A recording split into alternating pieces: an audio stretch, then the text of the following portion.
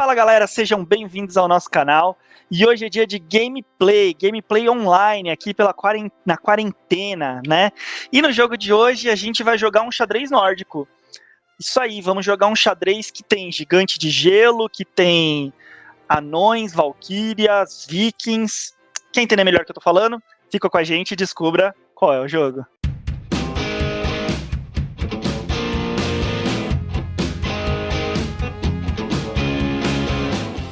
E o jogo de hoje é o Valknut, jogo trazido pela Conclave em novembro de 2020. Ele é um jogo aí para 2 jogadores, tem aí dentro dele o conteúdo para você jogar entre 3 e 4. Mas, gente, releve, ele é um jogo que foi pensado para 2 jogadores, com idade a partir de 10 anos de idade. Suas mecânicas são colocação de peças, eliminação de jogadores e tabuleiro modular. As partidas dele duram aí em torno de 15 minutos, se você for jogar com mais jogadores, chega a 40 minutos. Mas não passa disso, um ótimo jogo aí para você ter na sua mochila. Caixinha pequena, conteúdo grandão.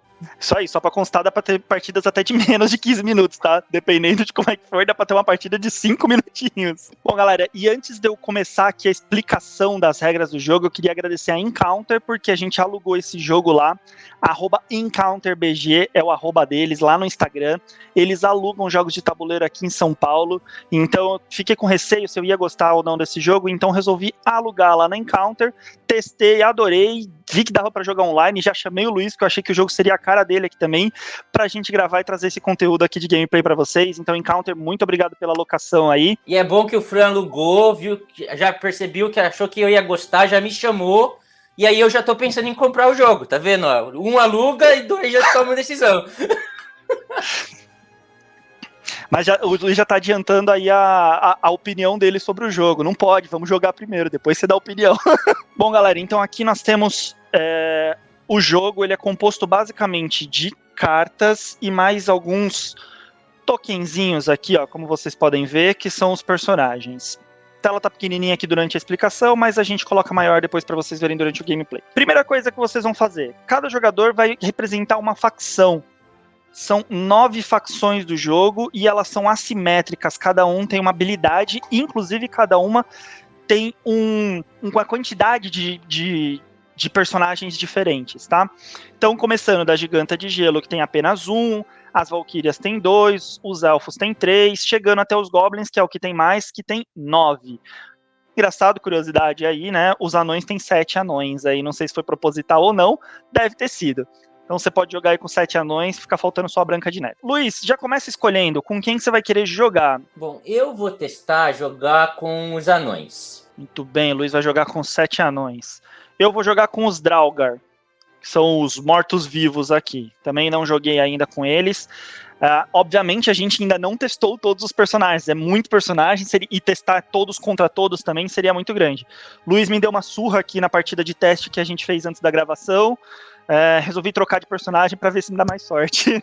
Muito bem, então, daí a gente vai entregar os tokens de personagens para cada jogador. Então, o Luiz, que vai jogar com os anões, ele tem os 7 anões aqui para ele. Distribuído aqui, os 7 tokens de anões para o Luiz, os 8 tokens de Draugr para mim. Ok? O que você não vai precisar da caixa, do que vem na caixa? As cartas que tenham a corneta, você não precisa delas, elas são para o modo da partida de monstros e deuses, que a gente não vai jogar aqui para vocês. Não vai jogar aqui nesse gameplay. Todos os outros personagens aqui, ó, a gente também tira fora, você não vai mais precisar deles. E daí a gente tem a Bifrost, a gente não vai precisar dela. A Bifrost, ela é uma carta que não tem nenhum número nela, ela é usada na partida para 4 jogadores, tá? Ou no modo especial Ragnarok, que depois a gente fala dele. As cartas para 3 e 4 jogadores também caem fora. Ó, a carta para 3 jogadores vai ter o número 3 aqui, a bandeirinha com o número 3, e para 3 e 4 vai ter a bandeirinha número 3 e 4 aqui. Caem fora, a gente só precisa das cartas para 1 e 2 jogadores, que são essas aqui, azul e vermelhinha, tá? Esse é o lado de costas dela, e aqui o lado da frente das cartas. Ainda sobre o setup, você vai pegar essas cartas e embaralhar todas elas, vai colocar aqui, vai revelar 3 delas, que elas vão ser as cartas que vão estar disponíveis para a gente utilizar. Uma você não vai virar, você vai colocar no meio da mesa, e cada jogador recebe a sua carta da sua facção.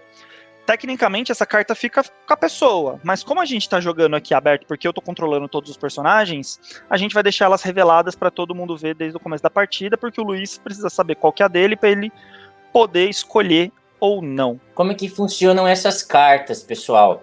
Essas cartas, a qualquer momento do jogo, o jogador pode optar por descartar uma das 3 que estão abertas e colocar sua carta especial no tabuleiro. Ele só tem uma, então só dá para fazer isso uma vez. O jogador inicial é aquele que tiver o exército menor. No caso, o Luiz tem 7, eu tenho 8, então ele começa. Ele vai escolher dentre esses 4 campos aqui para colocar os personagens dele. Ele pode colocar de 1 a 4 personagens aí. Então ele vai fazer a escolha dele e coloca. Fran, eu vou colocar 4 anões aí. Ok, ele coloca um personagem em cada um desses espacinhos. Eu vou escolher colocar 4 Draugr também, que eu coloco aqui na parte de baixo, referente ao segundo jogador. No turno do jogador, ele tem 2 etapas para cumprir. A primeira etapa é escolher uma das cartas, ou como o Luiz já explicou, ele pode não escolher nenhuma das 3, ele pode descartar uma delas e usar a dele especial.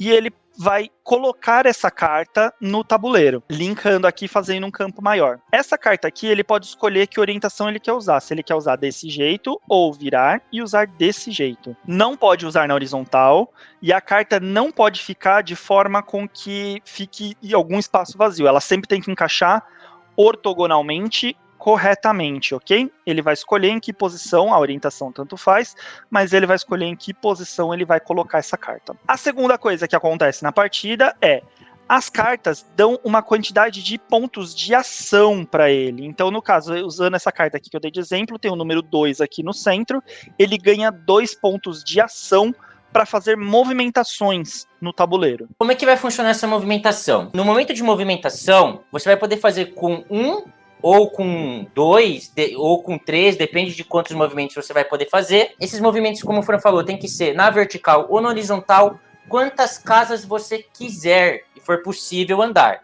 Então, por exemplo, o Fran pegou ali meu anão, eu poderia colocar ele uma casa logo na sequência, ou lá no final. Os movimentos só podem ser no campo, né? Os personagens não podem atravessar florestas, água, como é o caso que tem nessa carta, ou montanhas, como tem na outra carta ali que o Fran está mostrando.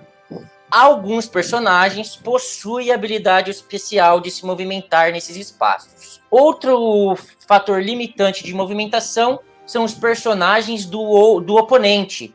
Eles também limitam até onde o seu personagem pode andar.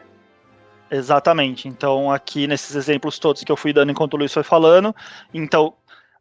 o meu personagem aqui, eu não poderia ir para o lado, porque tem a floresta, o do Luiz não pode ir porque tem a água, né, o rio, esse anão não pode ir mais para frente porque tá limitado pelo Draugr e assim por diante, só pode andar pelos campos, salvo se seu personagem tiver alguma habilidade especial diferente disso. A quantidade de movimentos que você pode fazer é essa daqui que tá, então 2 você pode mover um anão 2 vezes ou 2 anões, né, você escolhe. Setup inicial, regras iniciais explicadas. Como é que você ganha esse jogo? Você precisa flanquear os personagens do oponente para eliminar aquele personagem. O que o jogo considera flanquear? Vamos dar um exemplo aqui. Vamos supor que eu tô com o meu Draugr aqui e tem 2 anões, um de cada lado.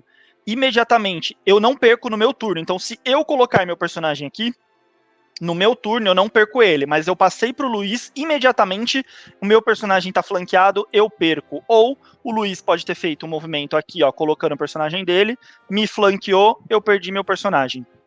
Ele não é eliminado de volta pra caixa, ele volta aqui pra minha reserva, porque esse personagem pode voltar a aparecer mais vezes durante a partida. Outra forma de você flanquear o seu adversário é utilizando as barreiras.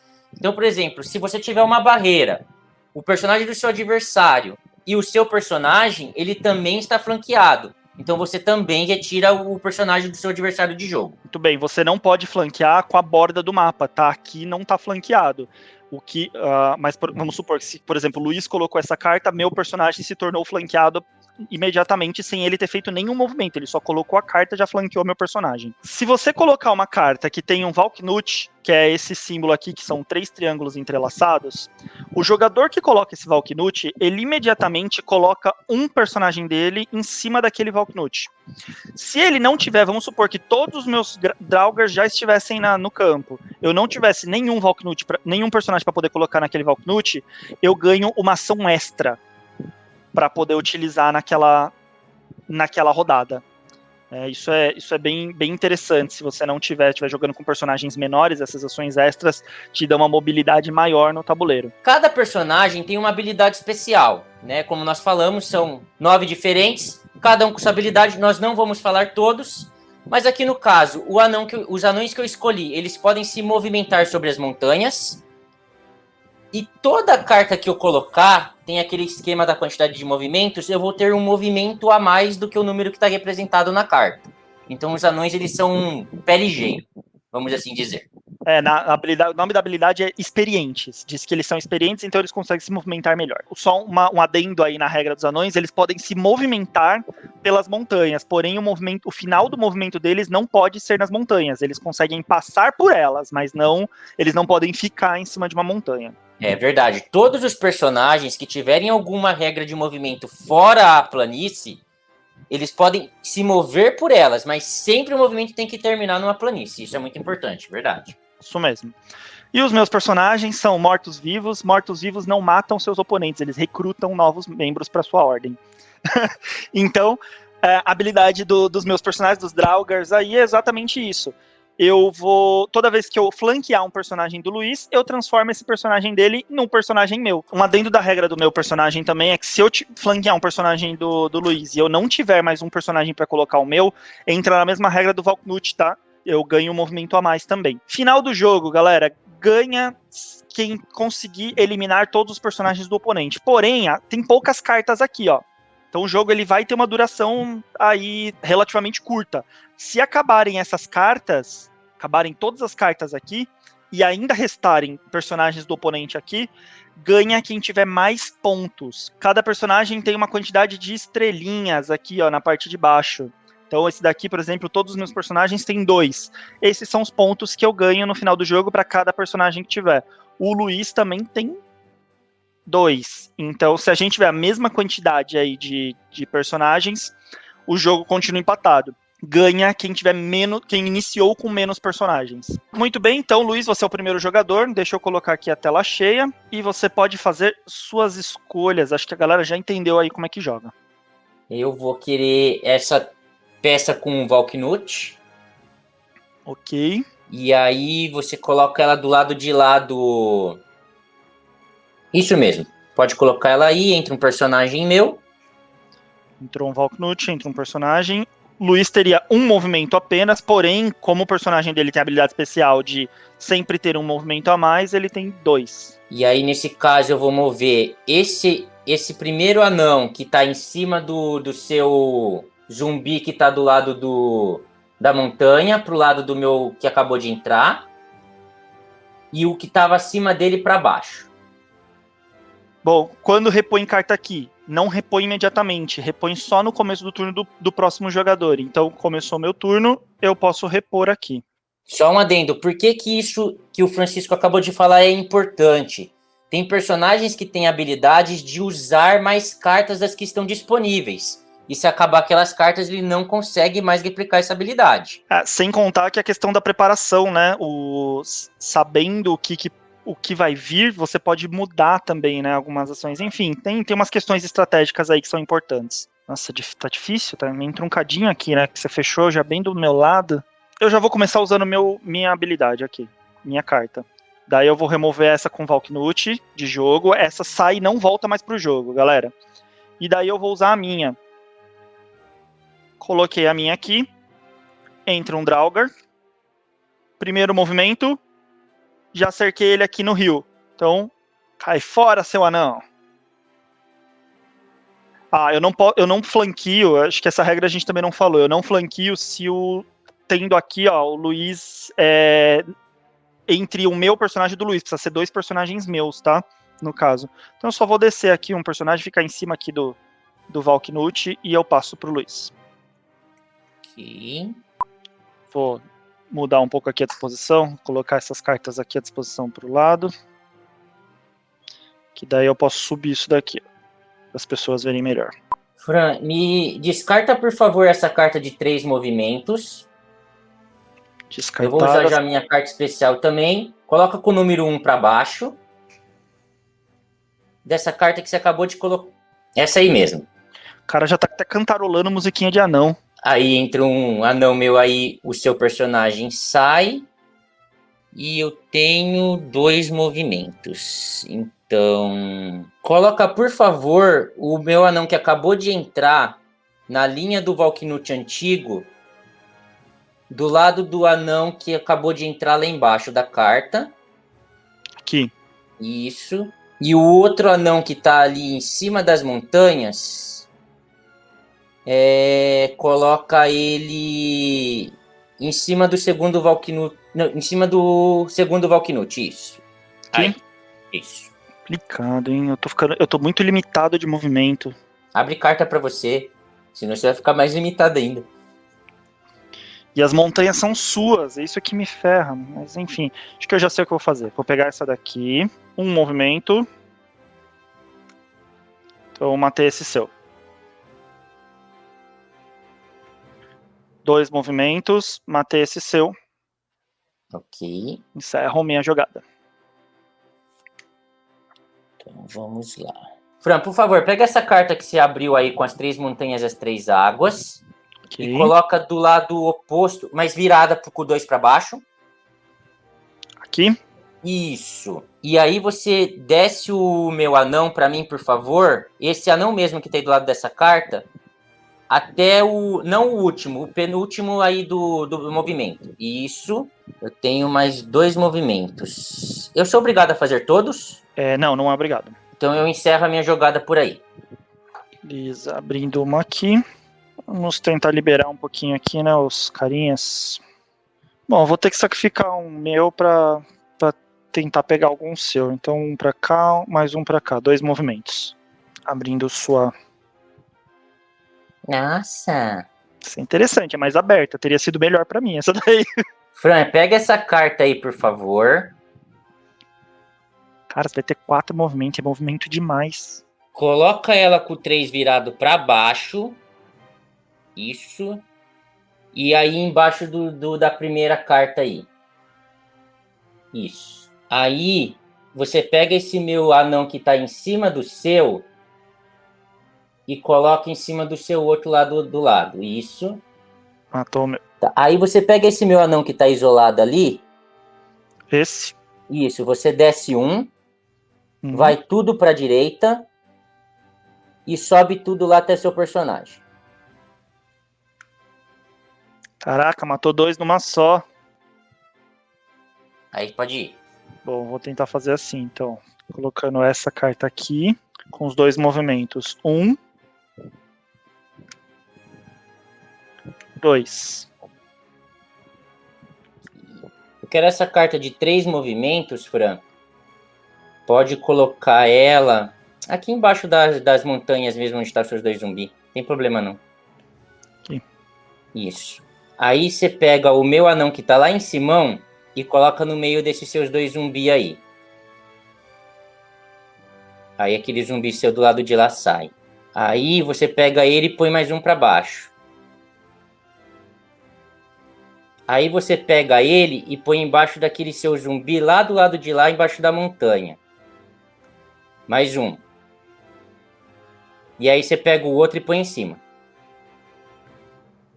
Caraca, que jogada master forte é essa que você fez, mano. Aí você pode ir. Mas te dei de novo um anão. Que merda. Eu achei que você fosse fazer diferente. Calculei errado, eu tinha que ter tomado esse seu ali de trás, não ele. Mas tá bom. Esse daqui, porque daí você não me deixava... deixava tanta brecha. Porque o ruim de deixar você tomar é que você toma fazendo o exército. É foda isso. Bom, colocando esse, daí eu ganho... Aí você ganha o jogo. Não ganho o jogo, só tem você só tem um movimento. Tem um movimento. Então, um movimento, peguei o seu. E eu coloquei aqui em cima pra tentar inibir esse Valknut aqui, ó.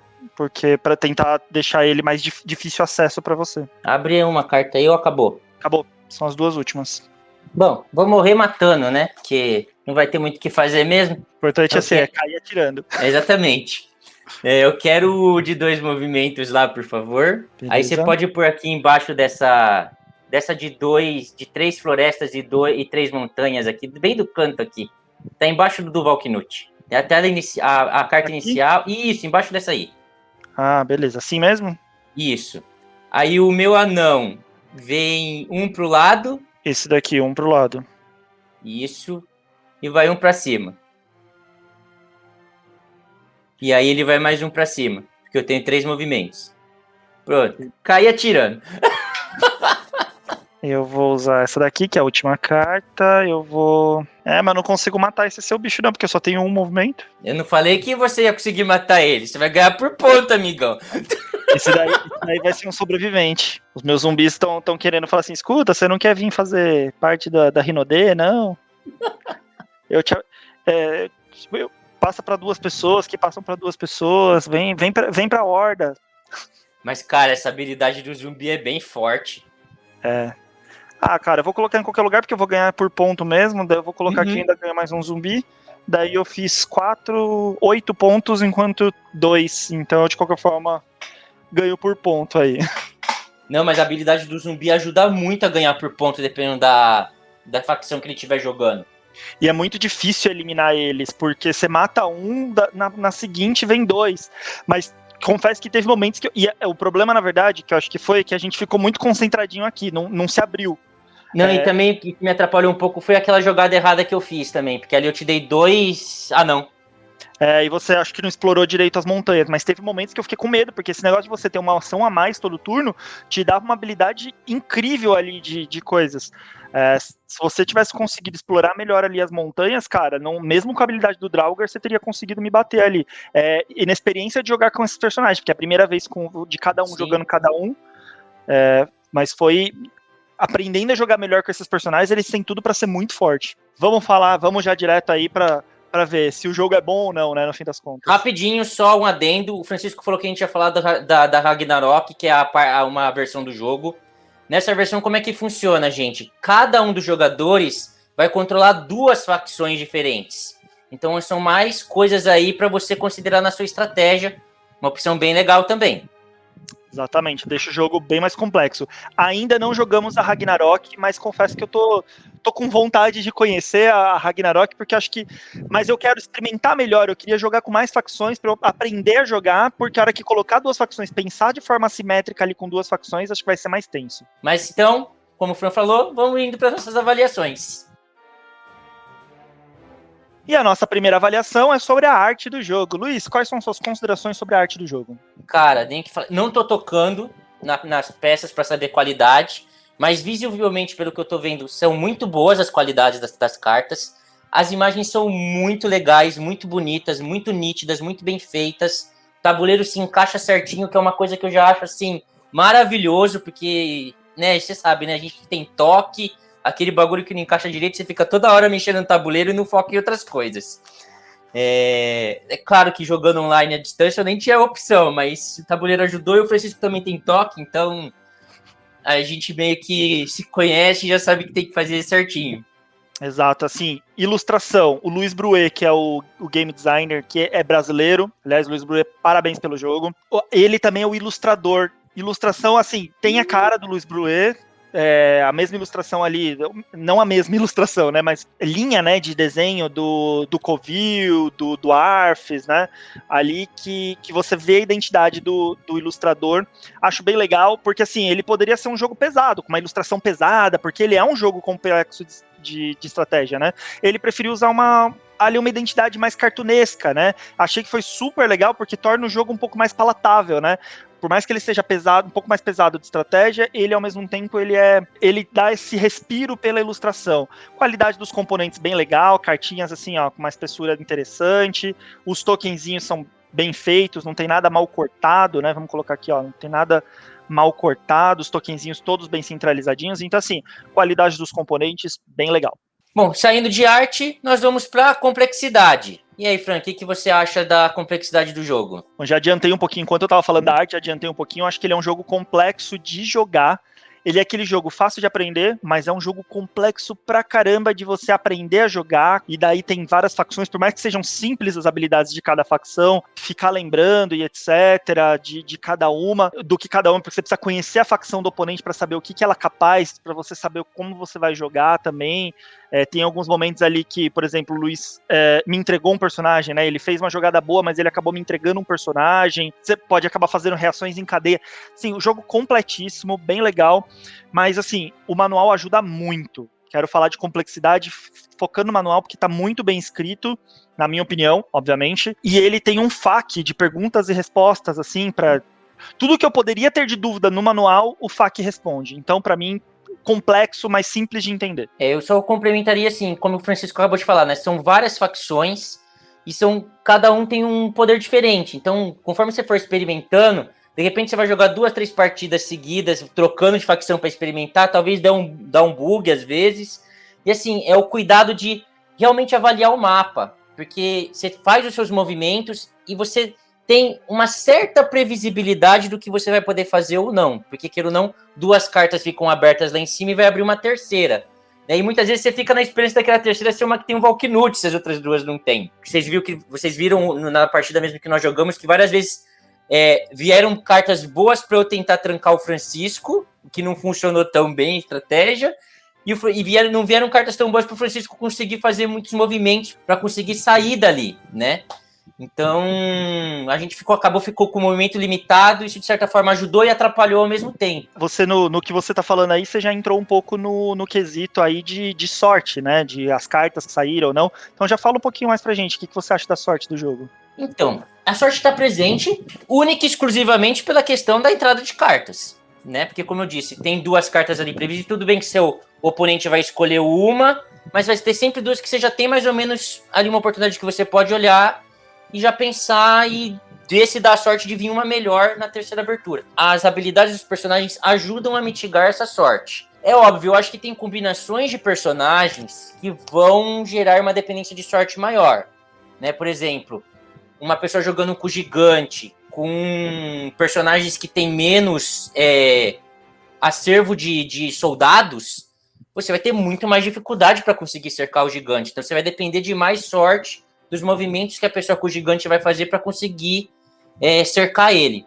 Para mim, a sorte só está presente nesses pontos, porque do mais é completamente contornável com a estratégia que você for dar no jogo. Concordo com o Luiz, ele é um jogo muito tático, né? Então, eu não acho que a sorte aí atrapalhe, ele é um jogo extremamente tático, então você tem que se resolver e fazer a sua estratégia conforme as coisas vão acontecendo no tabuleiro, né? Então, saiu um tabuleiro diferente, você ainda tem 3 opções ali, isso mitiga ali a sorte, você ainda pode virar ele de outras faces, pode não ser o tabuleiro exatamente que você precisa, pode não ser, mas você ainda tem o seu tabuleiro para utilizar no momento oportuno. Então, acho que o jogo ele tenta mitigar a sorte de todas as maneiras. O que eu acho que a gente poderia falar aqui nessa questão do fator sorte são algumas habilidades, algumas obviamente mais fortes do que outras, tá? Não vou mentir falando que sentir que todas são extremamente balanceadas.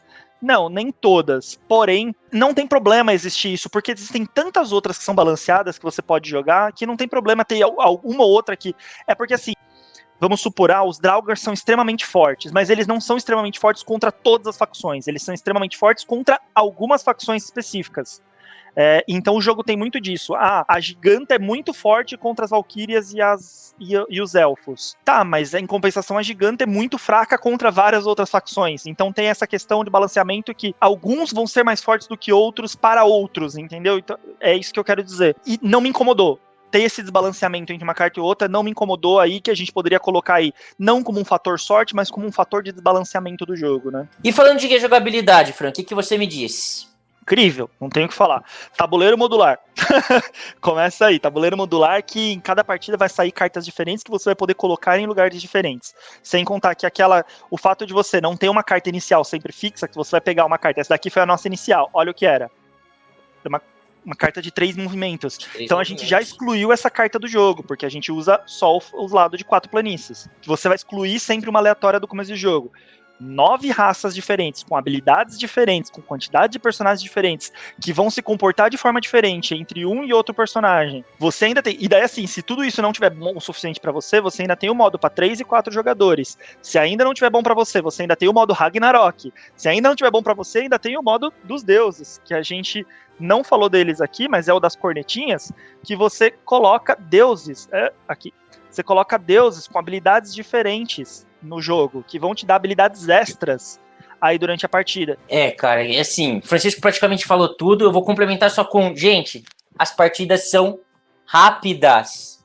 A montagem do setup é rápido. E assim, vocês viram, a gente terminou essa partida aqui, a gente tinha jogado uma antes teste, pra mim a gente jogava mais. Você joga 3, 4 partidas, tranquilo, você não sente o tempo passar, você não se cansa, e o que o Francisco falou, são 9 facções. Olha a combinação de variações que você pode fazer com isso.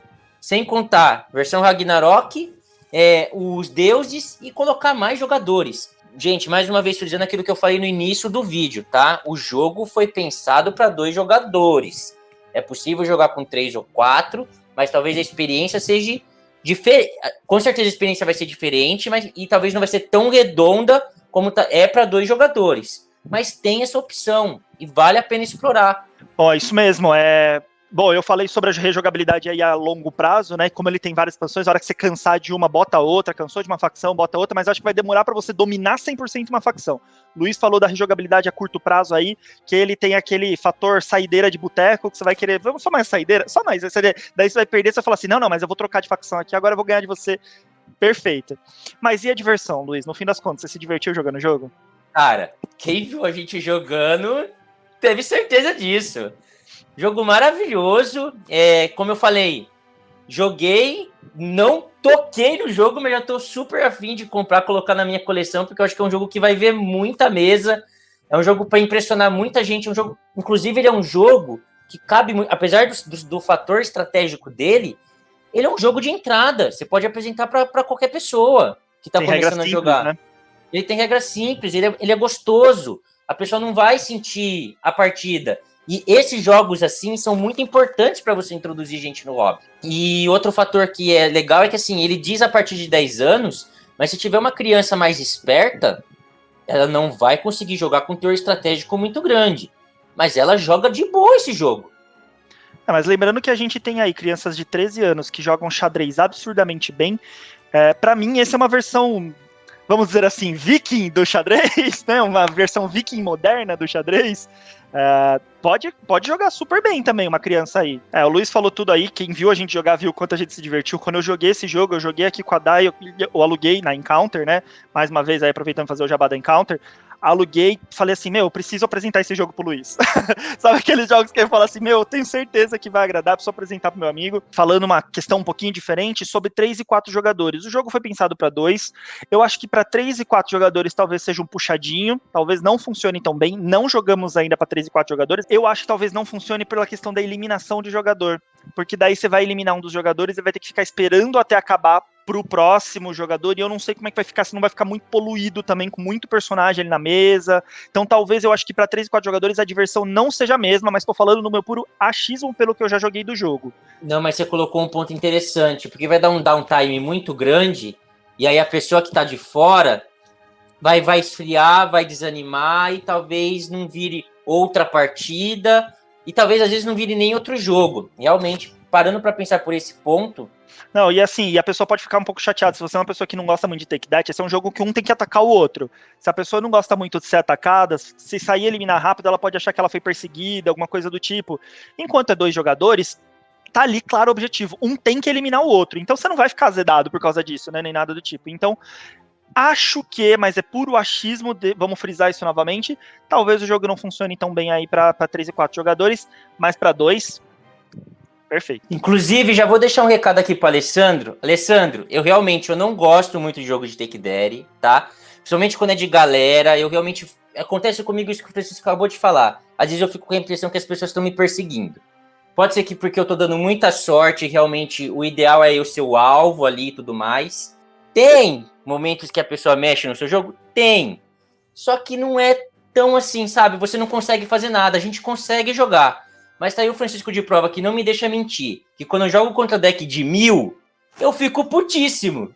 Eu marco o cara e o cara é meu alvo até o final. Ou eu saio ou eu tiro o cara. Não, pra quem não tá entendendo, gente, só pra dar uma explicação aqui, no nosso vídeo de retrospectiva a gente fala de Magic, a gente falou um pouquinho de Magic, foi um jogo que a gente jogou muito, e daí o Luiz sempre fala que ele não gosta de Take That, e daí o Alessandro comentou, né, falando, o Luiz não gosta de Take That e joga Magic, né, não faz sentido, mas assim, nosso grupo tem bastante bom senso, realmente o Magic é um dos jogos mais de Take That que existe, mas nosso grupo tem bastante bom senso da gente não ficar perseguindo uma pessoa, todo mundo se ataca, a gente faz um joguinho, um pouquinho de comadre ali, que é pra ninguém ficar um pouco muito azedo. Ainda assim, a gente fica bravo, às vezes. Ixi, como?